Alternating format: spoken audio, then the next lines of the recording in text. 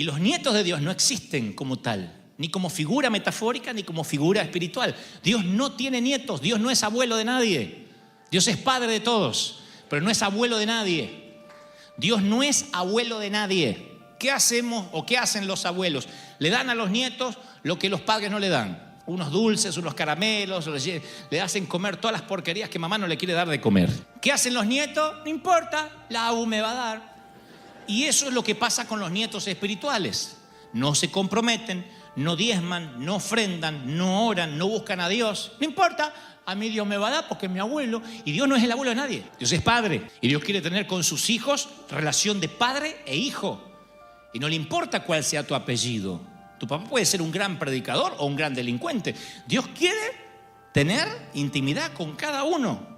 Por eso me preocupa esta generación. Por eso me preocupa que nuestros jóvenes empiecen a dar por sentado la presencia de Dios. Y crea que presencia de Dios hay en todas las iglesias, que cualquiera que se una ya ora y cae la gloria. Y no es así. La presencia de Dios es un regalo que Dios le da a ciertas personas, a cierto pueblo. Y los nietos de Dios creen que lo han visto todos. Porque recuerda, tus padres, si tienes padres cristianos, pelearon batallas que tú no peleaste. Tus padres fueron salvados de una esclavitud que tú nunca experimentaste. Y es un engaño imaginar que tú no necesitas tanto a Dios como lo necesitaron tus padres. Y que nos acostumbremos a esto. Y creo, se lo he dicho más de una vez, cuanto más sabemos de Dios, parece que menos adoramos. Por eso el Señor dice, sean como niños, sean como niños. Si no son niños no pueden entrar al reino de los cielos, sean como niños. ¿Por qué no dijo crezcan, sean adultos? Dice sean como niños. Para entender el reino uno tiene que asombrarse como niño. Capítulo 2, versículo 7 que me llena de interrogantes, de preguntas, me afecta, me conmueve. La palabra es me moviliza cada vez que lo leo. Jueces 2:7 dice el pueblo, habla de la iglesia, sirvió al Señor mientras vivieron Josué y los ancianos que le sobrevivieron, los cuales todos habían visto las obras que el Señor había hecho por Israel. Todos habían visto y el pueblo sirvió a Dios porque habían visto las obras. Pero esa generación murió y surgió otra que no conocía al Señor, ni sabía lo que Él había hecho en el pasado por Israel. Y abandonaron a Dios, al Dios de sus padres. Abandonaron al Dios que los había sacado de Egipto. Siguieron a otros dioses, dioses paganos de los pueblos que estaban alrededor y los adoraron, provocando así la ira del Señor. O sea que el ciclo de decadencia comenzó con la muerte de la generación que había tomado la tierra prometida y el surgimiento de una nueva generación. Y cuando Dios bendice una sociedad, siempre hay padres, hijos y nietos. Siempre hay 3 generaciones. Porque en Israel había una generación que nunca logró cambiar la mentalidad. Los que murieron en el desierto, los padres.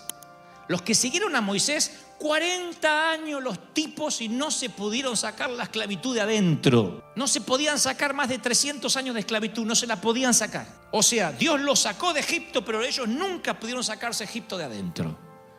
Y entonces Dios los tenía dando vuelta y eran tan cabezones. Ustedes leen en la Biblia y dicen, pero ¿cómo puede ser? Les cae el pan del cielo, ni trabajar tienen que para el pan.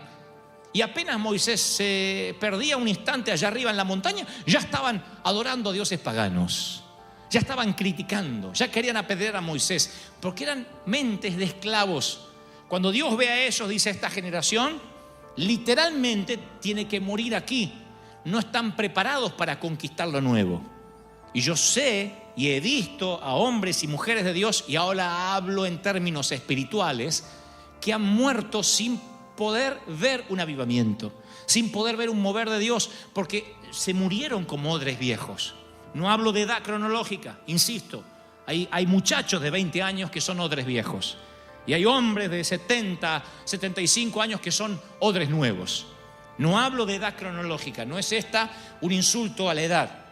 Lo que trato de decir es que cuando Dios quiere bendecirte y nos cerramos, nos transformamos en esa generación de Israel que no pudo ver la gloria de Dios, que se murieron, a razón se presumen de 400 funerales diarios.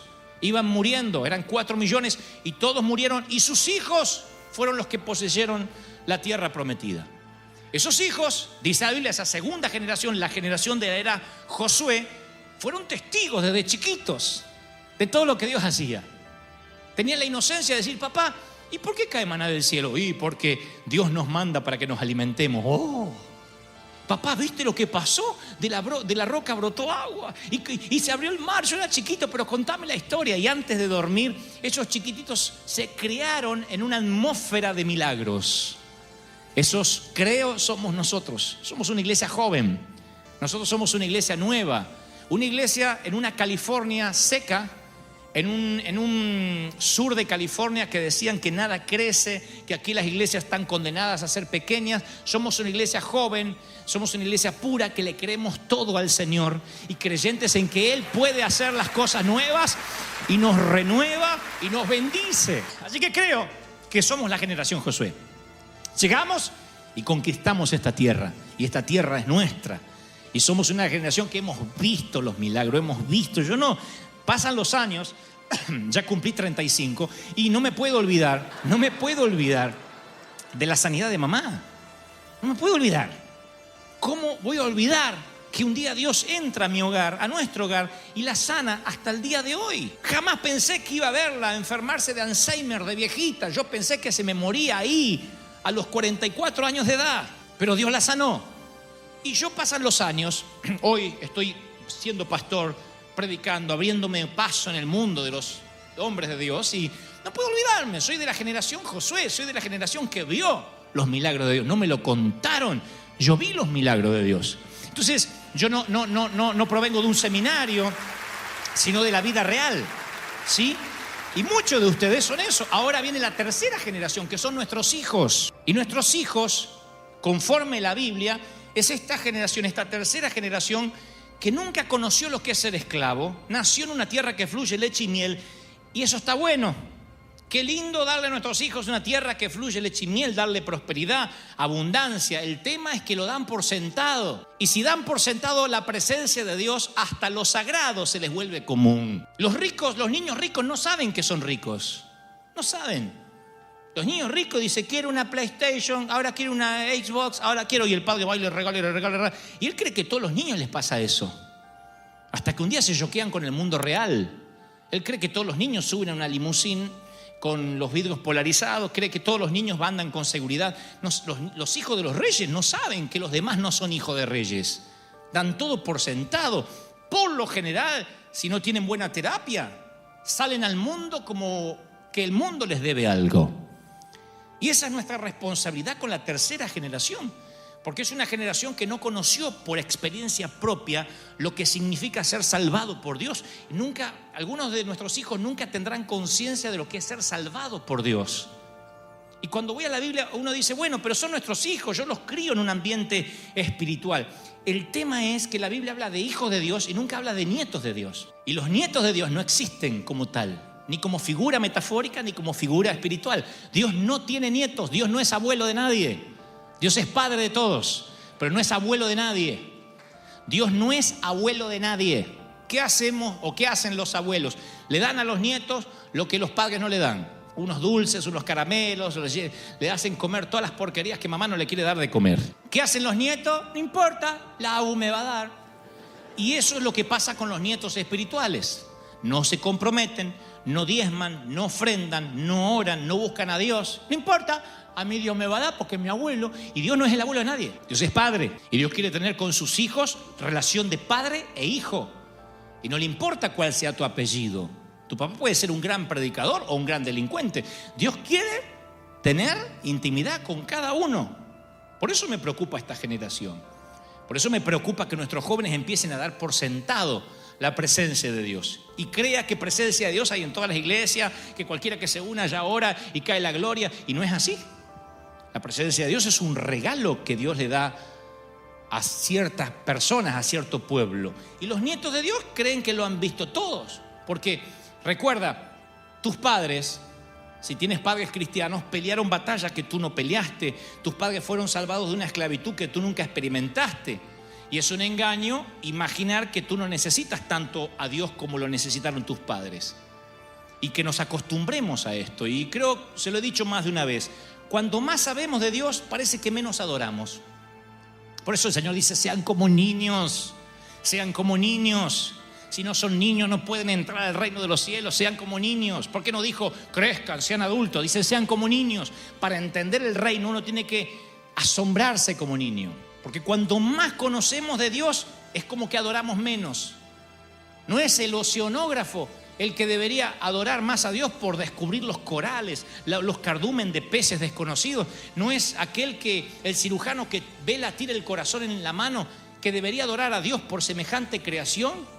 ¿No es acaso el que estudia las constelaciones el que debería decir wow, miren la cantidad de constelaciones que hay en el universo, más voy a adorar a Dios? Sin embargo, son los que menos adoran y los más ateos. Entre los médicos hay muchísimos ateos, entre los astrónomos hay muchísimos ateos y entre los científicos muchísimos ateos, porque dicen todo tiene una explicación y sacan a Dios de la ecuación. Más conocen, más se alejan del Señor. Lo mismo pasa en la iglesia. Si las iglesias más duras y más muertas son donde hay más teólogos. Si las iglesias más duras al mover de Dios son cuando más la gente a veces estudia la Biblia y busca la vuelta, y este es apóstata y el otro es falso profeta y este es el libro que dice y esta es la gran ramera. Están tan preocupados por la letra que se olvidan del Espíritu. Y cuando se olvidan del Espíritu, conocen tanto de Dios que dejan de adorarlo. ¿Soy claro lo que intento decir, sí o no? Por eso algunos duermen en el servicio, por eso se les hace tedioso, por eso algunos bostezan, porque dice, ¿cuándo va a terminar? Porque son nietos de Dios, porque nunca tuvieron un encuentro personal con Dios. Mi encuentro con Dios no te sirve. El encuentro de tus padres no te sirve. Tienes que tener tu propio encuentro con Dios, tu propia historia con Dios, caminar con Dios, caminar con el Señor. Si no, vas a ser un nieto de Dios, porque no peleaste batallas, porque no viviste. Israel vive 400 años de fracaso. Vienen a continuación el tiempo que la Biblia define como el tiempo de los jueces. Y dice, en esos días no había rey en Israel y cada uno hacía lo que le parecía. Jueces 21-25. Cada uno hacía lo que le parecía. En esa tercera generación. Oigan, la generación andaba por el desierto, con el arca de un sitio para otro, la entraban, la sacaban, igual que nosotros. Dios les da Jericó. ¡Wow! Celebran una revolución en la ciudad. Y al cabo de unos años, ¿qué pasó con River Church? Ahí cada uno hace lo que quiere. Sí, los jóvenes bostezan, tienen sexo entre ellos. ¿Y qué pasó? Y se fue el avivamiento. No se fue el avivamiento. Por eso muchos cristianos criamos a nuestros hijos. Pasa el tiempo y decimos, ¿por qué mi hijo no sirve al Señor? Y porque quizás nunca lo formaste en el Señor. Que no es lo mismo que hacer un devocional o leerle la Biblia o mandarlo a la escuela dominical. Formarlo en el Señor significa que Él no dé nada por sentado, que aprenda que si Dios no sana, podemos morir de enfermedad. Si Dios no prospera, por más que trabajemos, nada nos va a ir bien. Si no honramos, si no seguimos principios, no nos va a ir bien. Formar a la próxima generación. La Biblia dice, Proverbios 13:22, el hombre de bien le deja herencia a sus nietos. El hombre de bien, Proverbios 13:22, le deja herencia a sus nietos. Y dice 2 de Corintios 12:14, Pablo dice, porque los hijos no tienen que atesorar para los padres, sino los padres para los hijos. Lo que está diciendo esto en términos espirituales es que cuando una generación paga el precio, la próxima generación comienza recibiendo ya una herencia desde los hombros, como un día les conté. Desde los hombros del anterior uno empieza en otro nivel. ¿Soy claro, sí o no? Desde lo que Dios nos dio, desde ahí empezamos a construir. No hay que empezar de abajo otra vez. Así hacemos con nuestros hijos. ¿Por qué vamos a mandar a los hijos a vivir la misma pobreza nuestra? No, vamos a darle una herencia, poca, digna, chiquita, pero herencia al fin. Y que Él empiece a construir desde ahí. Eso es nuestro orgullo paterno. Mirá, le di a mi hijo su primer autito, qué sé yo.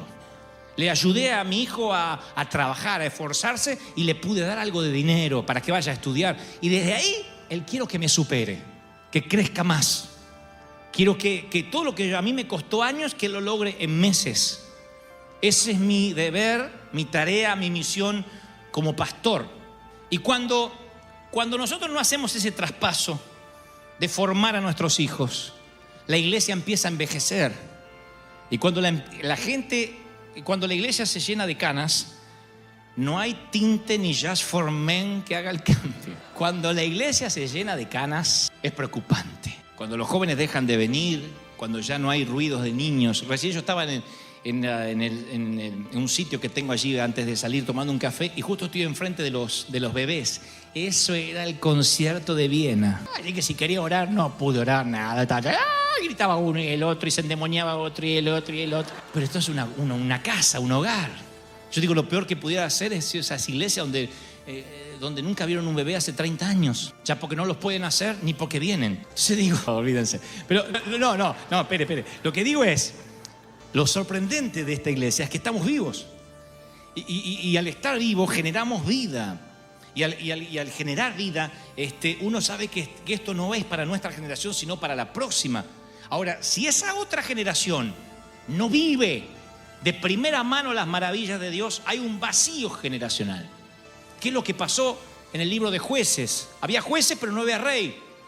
Y al no haber rey, no había ley. Al no haber ley, era la anarquía total. Y cuando hay anarquía espiritual, anarquía puede haber aún con un pastor tras el púlpito. Anarquía es que cuando cada uno hace lo que quiere. El Espíritu Santo no trae convicción. No hay gente arrepintiéndose. No hay santidad. Y cuando eso empieza a pasar, hay un vacío generacional. Suceso sin sucesor es un fracaso. Podemos vivir días de luna de miel con el Espíritu Santo.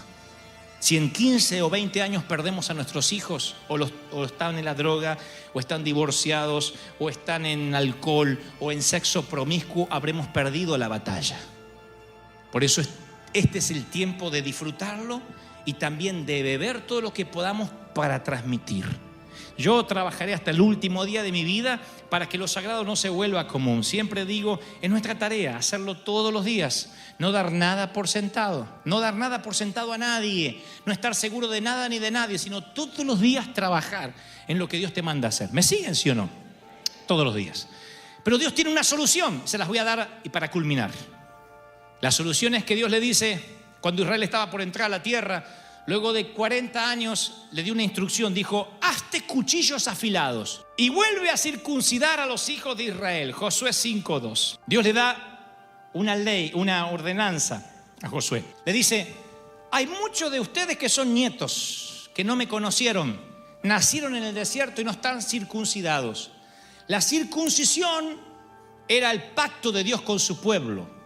Los niños se los circuncidaban, era un pacto, era mostrar que había una relación con su Dios. Era un lugar en las zonas íntimas del hombre donde se separaba lo que simbolizaba la carne. Representaba la circuncisión un corte en aquellos lugares ocultos, que es siempre donde los hombres necesitan un corte espiritual, en los lugares ocultos, en los asuntos secretos. Y Dios le dice, quiero que vuelvas a circuncidar a todos aquellos que no están circuncidados, quiero que traigas una nueva santificación, porque no estoy dispuesto a perder una generación.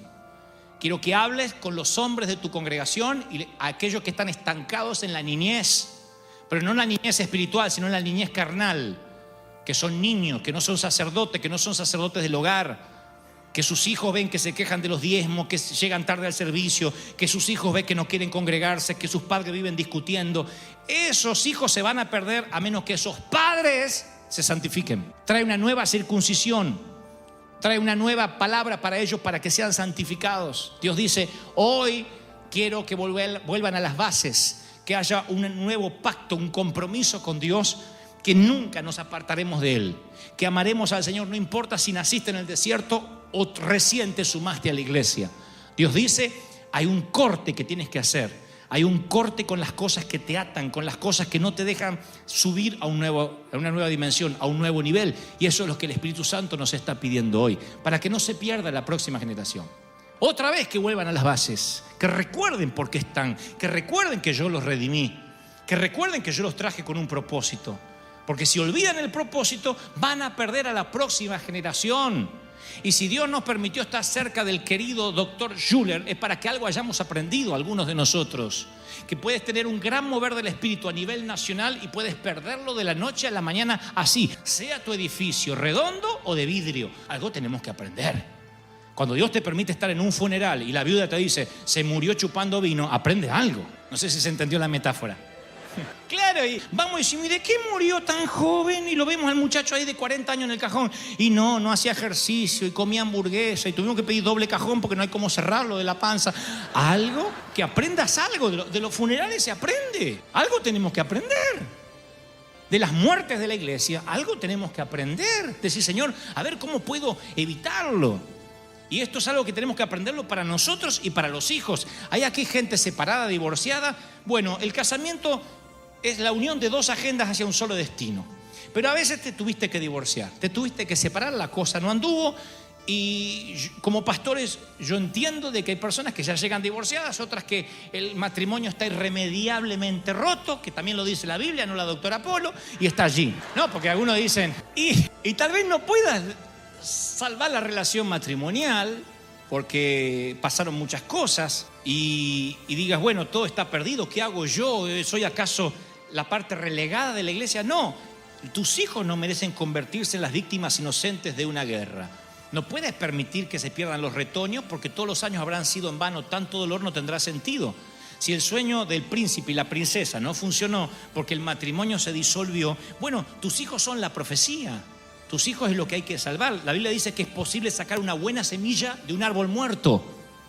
Entonces, ¿qué intento decir con esto? No es pro divorcio, no estoy diciendo divórciense. Lo que trato de decir es, aún los divorciados dicen, bueno, pero ¿qué me queda a mí? Mis hijos vivieron el divorcio, vivieron la separación, tuve que criar a mis hijos sola. Aún así, tu obligación es salvar los retoños. Del árbol muerto, Dios también puede sacar una semilla. ¿O no hemos conocido predicadores que han sido frutos de una violación?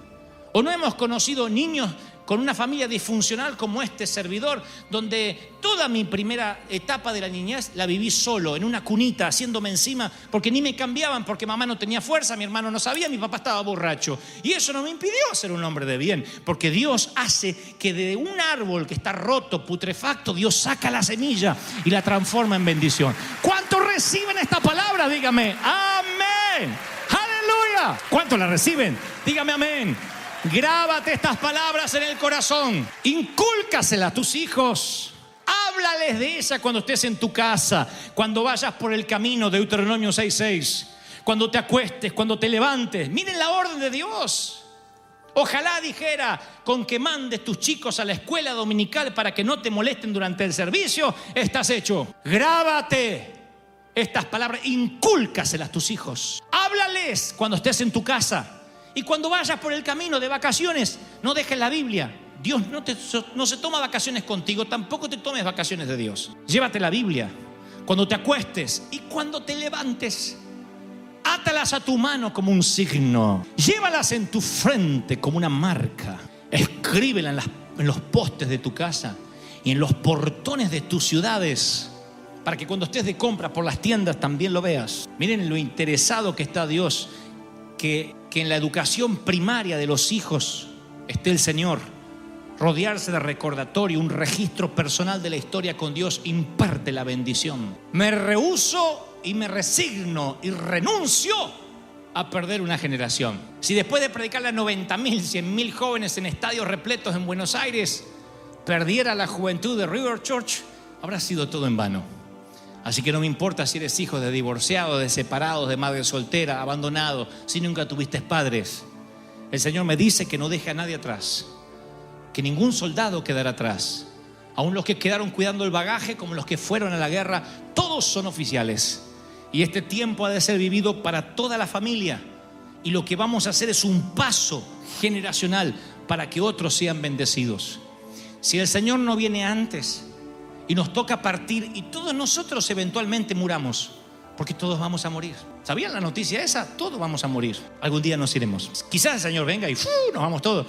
Y si no, y bueno, nos tocará partir. Algunos cerraremos los ojos de otros y diremos chao, te veo en el cielo. Otros quizás no estemos ahí cuando te toque partir, pero lo cierto es que todos vamos a irnos y debemos haber dejado un legado que permanezca. Que si el Señor no viene, se hable de River Church, se hable de la iglesia. Y aunque los nombres nuestros se vayan olvidando, las generaciones, los hijos, digan: yo crecí mirando la fe de papá, la fe del abuelo, pero luego tuve mi propio encuentro con Dios. Y ese encuentro hizo que lo traspasara a mis hijos. Y no se perdió ninguna generación, por tanto no hubo ningún vacío ni campamento del enemigo. Porque me lo inculcaron, me lo metieron. Mamis, papis, no teman decirle a los hijos menos iPad, menos tablet, menos celular y más Biblia. Te va a ser menos popular, pero le vas a inculcar a tus hijos fe, le vas a inculcar a tus hijos integridad, entereza. Nuestros hijos viven conectados, pero a un mundo virtual. Viven desconectados de la familia. Están conectados a un mundo virtual. Están conectados siempre entre ellos y si no es los textos, es el iPad y la tablet y están conectados. Y hay matrimonios que están desconectados entre ellos y conectados cada uno electrónicamente al iPad, a la red social, a esto o al otro. Y hay un momento en la vida donde esa desconexión atenta literalmente contra lo que vaya a pasar con los hijos. Y es nuestra responsabilidad, aunque tengamos que ser un poco antiguos, es nuestra responsabilidad decir, Señor, no vamos a perder la profecía, vamos a salvar la profecía. Y si hay gente aquí hoy que dice, yo necesito un encuentro con Dios, porque ahora que lo mencionas, yo siempre he vivido de historias prestadas, siempre he tenido espiritualidad prestada, quiero tener mi propia espiritualidad. Esta es la mañana en que Dios va a tener un encuentro contigo, va a salir a tu encuentro, te va a bendecir, te va a tocar y el Señor te va a cambiar. ¿Cuántos lo creen? Dígame amén. Vamos, aplaudan al Cordero de Gloria, al Señor de señores. Dios ha hablado esta mañana. Dios ha hablado hoy. El Rey ha hablado hoy. Gracias por llegar hasta el final. Si esta palabra tocó tu corazón, te animo a seguir escuchando lo que Dios tiene preparado para ti en los siguientes videos.